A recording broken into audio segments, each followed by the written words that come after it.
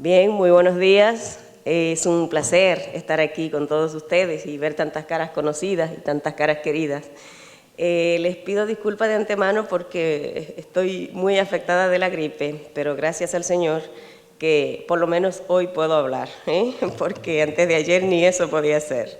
De modo que en el espacio que me corresponde, que es sumamente breve, intentaré dar un recuento realmente conforme lo que ha sido la modernización de la jurisdicción inmobiliaria, lo que teníamos y lo que tenemos y lo que necesitamos en lo adelante. Para todos es conocido, sobre todo los que tienen experiencia en el ejercicio inmobiliario, es conocido que nuestra justicia inmobiliaria en sus momentos llegó a pasar real y efectivamente por una crisis muy profunda, con el tema de la distorsión normativa, con la mora judicial sobre todo, con los procedimientos tan formalistas y protocolares, con la revisión oficiosa y todos esos procedimientos que la ley la orden ejecutiva 511 instituyó y que también luego reprodujo en su integridad la ley 1547 del 47. Pero si usted no conoce el pasado, pues en ningún modo puede tener una visión completa para analizar y poder valorar lo que en la actualidad tenemos, poder valorar el presente. Y es a partir de allí que me he permitido preparar un materialcito muy breve, dado el tiempo que aquí me otorgan, para que ustedes puedan ver de dónde viene nuestra historia y hacia dónde vamos. La realidad es que el primer instrumento que nosotros conocemos de carácter internacional y que contiene transmisión del derecho de propiedad sobre todas las islas descubiertas, todos lo conocemos, que se llama la bula intercaetera y que fue el documento que en realidad traspasó a favor de los reyes de Castilla y Aragón todas las tierras descubiertas y por descubrir. A partir de allí, nosotros obligatoriamente tenemos que analizar nuestra historia dominicana desde el punto de vista del tratamiento de la tierra y desde el punto de vista social y desde el punto de vista económico, ya que siempre han conformado un conjunto. La realidad es que en los periodos que dicen los historiadores dominicanos que se divide nuestra historia inmobiliaria, dicen que son 7, algunos sostienen que son 5, yo me inclino por supuesto por 7 periodos debido a que se toma como parámetro para ellos las leyes importantes que fueron tomadas, que fueron votadas y que en su momento ejercieron influencias positivas sobre lo que es el sistema inmobiliario en la República Dominicana. Comenzando por allí, nosotros la historia la conocemos y se conformó adicional a eso las leyes de Indias. Las leyes de India no fueron más que un conjunto de disposiciones, reales provisiones y la normativa interna que regía la vida colonial en determinada época que comenzó desde la colonización hasta el 1578 de nuestra historia del descubrimiento. Nosotros como instrumentos importantes tenemos la Ley de Amparo Real, que es la primera ley que real y efectivamente viene a depurar lo que es la ocupación de la tierra en la República Dominicana, en ese tiempo la colonia, la española. Entonces, a partir de allí, nosotros vemos los intentos legislativos, los intentos de la corona, los intentos de las personas y de las figuras instituidas para la época, para la creación de normativas y políticas internas, que han estado siempre velando por la correcta ocupación de la tierra, por la correcta depuración de la tierra y el correcto uso de la propiedad inmobiliaria en la República Dominicana. En su momento surtió sus efectos, pero por supuesto rápidamente hubo que crear otra norma porque esta fue prácticamente infuncional. A partir de allí, nosotros nos encontramos que los dos instrumentos más importantes de esa época de las leyes de India está la ley sobre bienes nacionales también posterior y esta ley viene a raíz del descubrimiento de América, a raíz de la independencia dominicana, que es donde se inicia el tercer periodo de nuestra historia, y que trajo como sustento precisamente la Ley General de Bienes Nacionales y la Constitución, la primera Constitución de la República Dominicana. En ellas podemos evidenciar dos historias fundamentales, dos aspectos importantes. Lo primero es que por primera vez en el país se instituye el derecho de propiedad como un derecho fundamental en el artículo 21 de la Constitución del 6 de noviembre de 1844, y lo segundo es que en esa Ley General de Bienes Nacionales, que es de fecha 21 de julio de 1844 también, en ella se crea por primera vez el patrimonio de la República Dominicana, 1845. En ella se crea por primera vez el patrimonio de la República Dominicana, la recuperación de bienes, y se establece que todos los bienes que pertenecían a extranjeros, todos los bienes que pertenecían a los ocupantes, todos los bienes que pertenecían a los haitianos y todos estos que pertenecían a la iglesia y que pertenecían a la corona, en su momento pues todos eran del territorio y del Estado del gobierno dominicano y libre de todo tipo de gravamen. Entonces todos los ocupantes que no quisiesen colonizarse aquí, que no quisieran juramentar por la bandera dominicana, pues también les eran expropiados. Lo cierto es que a partir de allí nosotros comenzamos con el principio de que el Estado dominicano es el titular de todos los derechos que lo componen, salvo aquellos que un particular le pueda probar su propiedad. Y ese principio nosotros aún en la actualidad lo tenemos recogido en el principio general número 3. Cada vez que usted entienda que es suyo, entonces debe ponérsele al Estado, sobre todo aplicable en los terrenos propios del saneamiento. Recordando que cuando el derecho ya está registrado, está depurado a favor de terceros, pues no podemos nosotros hablar de prescripción y mucho menos de titularidad general a favor del Estado dominicano, porque ya allí dispone la ley otro tratamiento.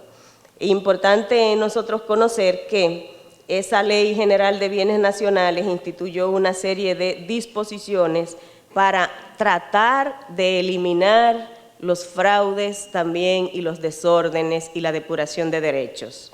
Y en 1907, debido a los grandes fraudes y desórdenes, se crea otra ley que intenta solucionar problemas y depurar problemas. Tampoco funciona.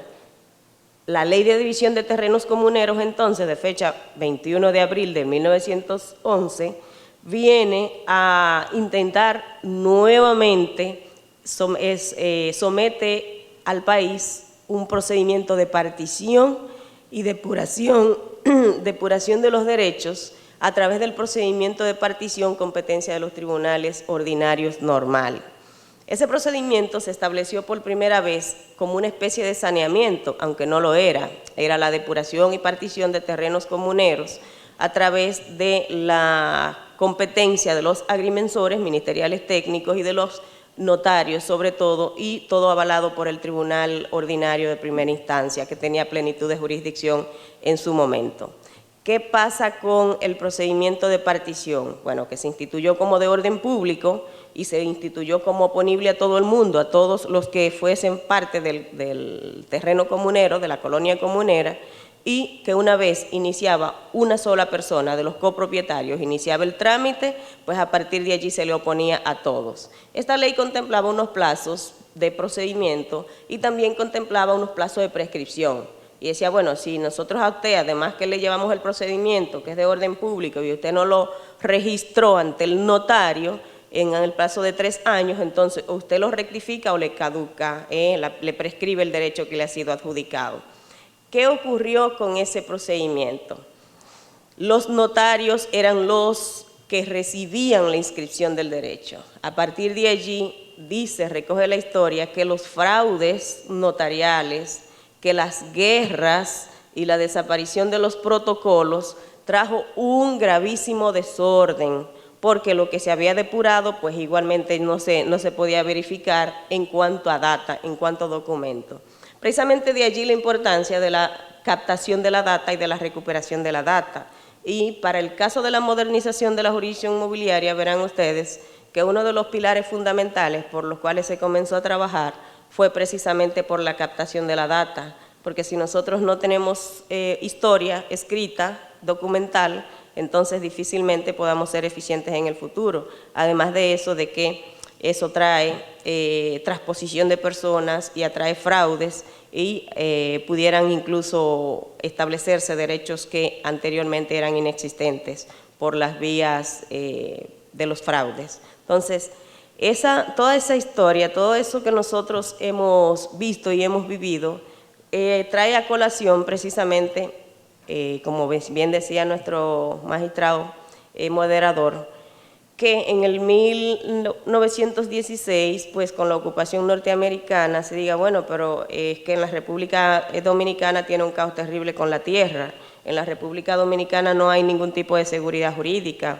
en la República Dominicana nuestras inversiones no son confiables, nosotros tenemos que solucionar el problema de la tierra, y fueron las motivaciones específicas y expresas que se dieron para la implementación de la Orden Ejecutiva 511. Esa Orden Ejecutiva 511 viene entonces a implementar el sistema Torrens en la República Dominicana, y ya nosotros sabemos que es una orden, una ley de autoría de Robert Torrens, austríaco, y que se había puesto en funcionamiento en su país natal, en su país de origen, en el año 1850 y tanto, de modo que tenía su historia, la ley ya, la orden ejecutiva que aquí se implementaba. Y lo vemos como el avance más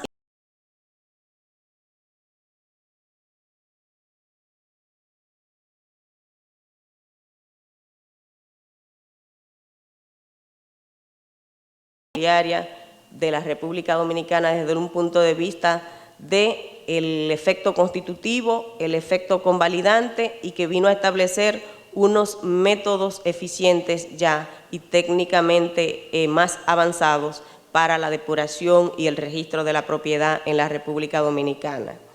A partir de allí, nosotros nos encontramos entonces con la historia de la ley 1542, 1542-47, que es nuestra reciente derogada ley.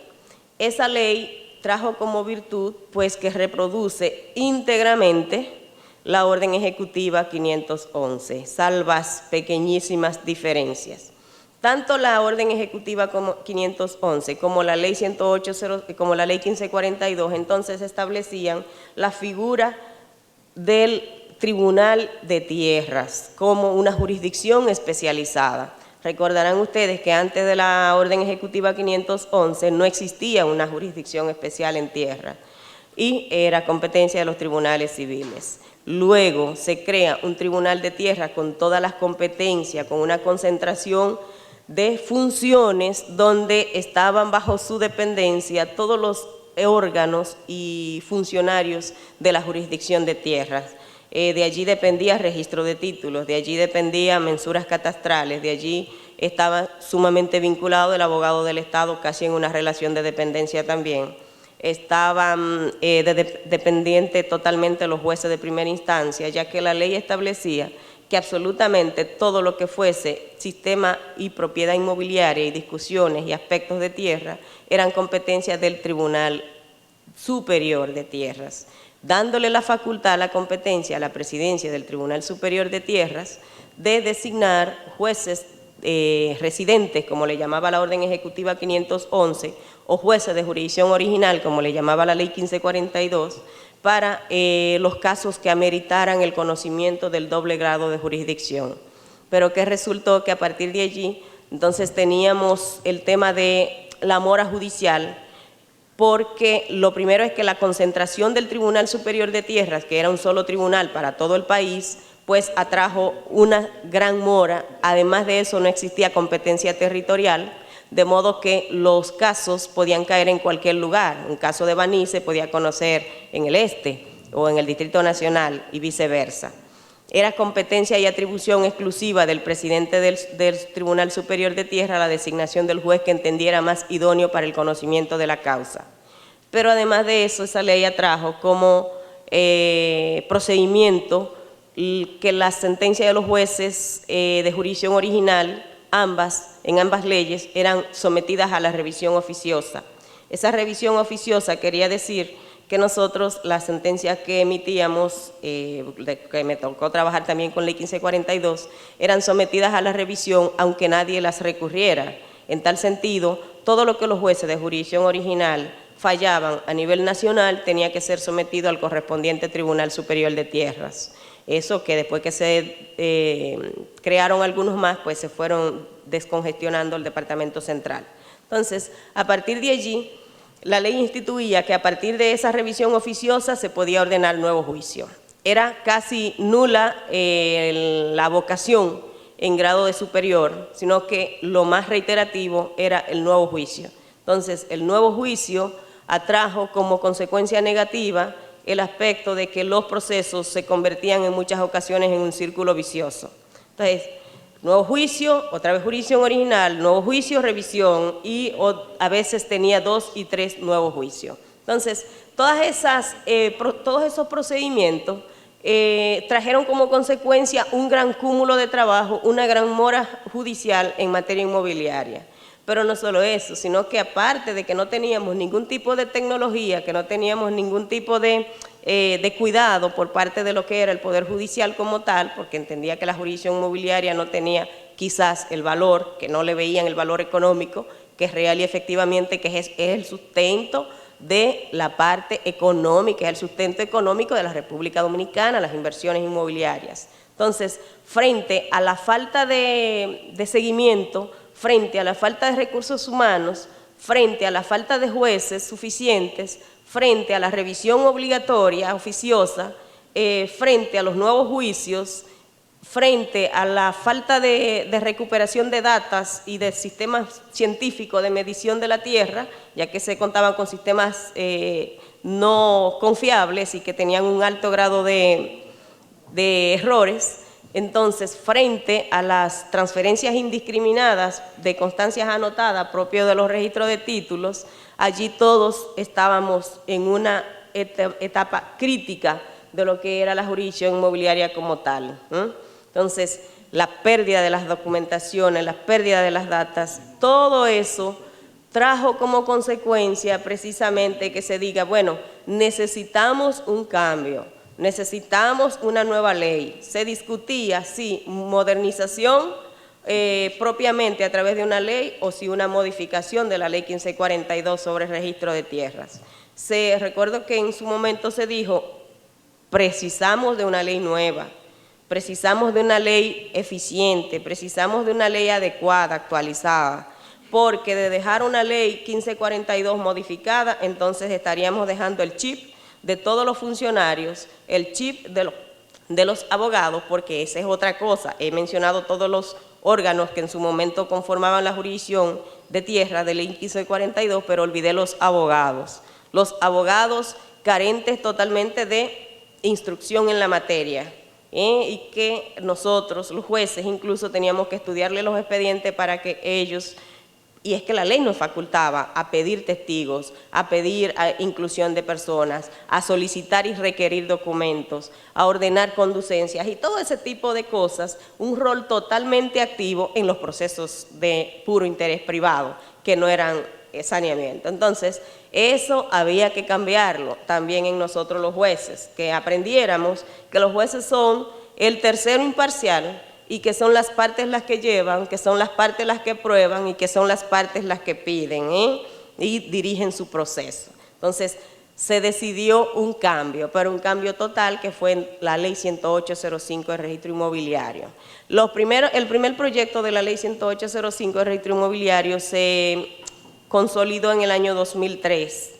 De él se revisó, fue sometido a las revisiones pertinentes por parte de los entes encargados de su elaboración y a los fines de llevar a cabo la modernización de la jurisdicción inmobiliaria, se inició entonces con una jornada de captación de necesidades, de valoración real de lo que contábamos, para poder trabajar con los ejes de la reforma en ese momento. Los ejes de la reforma inmobiliaria puntualmente Veamos qué encontró en el año 2001 la primera persona que se puso, la gerente, consultora, que se dispuso al levantamiento de la data que nosotros teníamos como jurisdicción de tierras.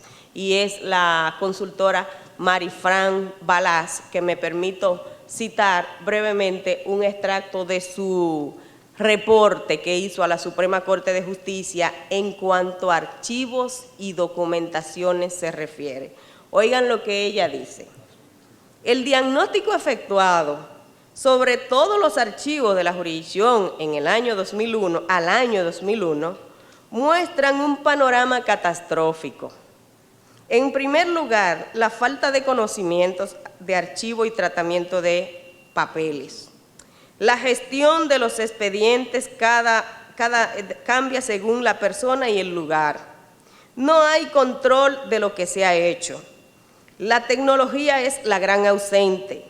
En el caso del tribunal, la localización de las cajas queda vinculada solamente a una indicación cartográfica que desaparece con las mudanzas.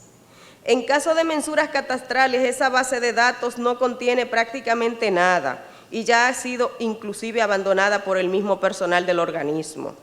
La noción de conservación es inexistente. El calor es sofocante en los lugares asignados a los archivos. La humedad por encima de lo permitido. Según las ciudades, poblaciones, en los archivos, entonces podemos encontrar visitantes de todo tipo. Y entre ellos, todas las familias de las termitas, las cucarachas, las avispas, las ratas, los ratones y hasta las culebras. Sin hablar de diversas categorías de hongos que afectan la documentación.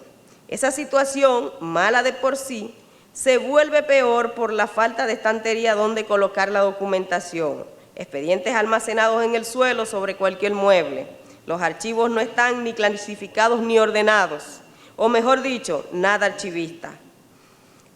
Me acuerdo de haber preguntado por el expediente de la parcela 110 Ref 780, que es una de las más importantes de la ciudad, y me presentaron 500 cajas, más de 500 cajas amontonadas, y me dijeron, ahí está la historia de la parcela 110 Ref 780, busque lo que usted quiere. Entonces, esa era real y efectivamente la realidad que nosotros teníamos. Eso nada más en tema de captación de data. A partir de allí se dice, bueno, si nosotros no recuperamos lo que tenemos, entonces nuestra historia inmobiliaria está en peligro con lo que es la especialidad que se pretende implementar con la Ley 10805. Y a partir de allí se crean los ejes de la reforma, que son 6 ejes con los cuales se trabajó ese proyecto de modernización de la jurisdicción inmobiliaria. Eje organizacional, se dice desconcentración total, ya nadie depende de nadie. El registro de títulos es un órgano autónomo dentro de la jurisdicción con sus propias competencias y no depende del Tribunal Superior de Tierra. El registro de títulos en iguales condiciones. El Tribunal Superior de Tierras no tiene facultad revisión oficiosa, solamente tiene competencias como tribunal de alzada. Allí viene la desjudicialización de procesos en ese modelo organizacional, que fueron los ejes que hoy nosotros conocemos de 3 órganos vinculados entre sí de manera paralela, en que ninguno tiene jerarquía sobre el otro, sino que cada uno tiene su propia función. Entonces, modelo de gestión.